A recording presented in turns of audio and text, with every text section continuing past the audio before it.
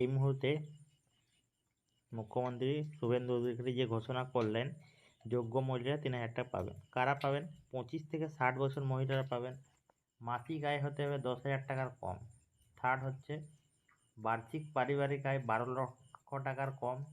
যে কোনো সংস্থায় কর্মরত ঠিকা শ্রমিকদের পরিবারের সদস্যরাও পাবেন। 25 থেকে 60-এর মধ্যে 3,000 টাকা পাবে। কম ভাতা পান যারা বিধবা ভাতা, তাদেরকেও এটা 1500 ছিল, ওটা ট্রান্সফার করে 3,000 হয়ে যাবে। পিএম কিষাণ যারা পায় তারা সেই সব কৃষক পরিবারের মহিলারাও এই অন্নপূর্ণা ভাণ্ডার পাবেন।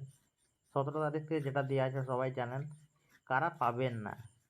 মাসিক আয় যাদের 10,000 টাকার বেশি, বার্ষিক পারিবারিক আয় 12 লক্ষ টাকা, 25 বছর কম বয়সী মহিলারা, কেন্দ্র সরকার রাজ্য সরকারের দ্বারা যারা চাকরিজীবী স্থায়ী, 7টি পুরনো এলাকা যাদের শহরে যাদের 50 ডেসিমেলের বেশি জমির মালিক এবং 3টি কক্ষ বিশিষ্ট বাড়ির মালিক, এনারা টাকা পাবেন না। তবে গ্রামের ক্ষেত্রে যাদের এই সবগুলো আছে তাদেরকে ছাড় দেওয়া হয়।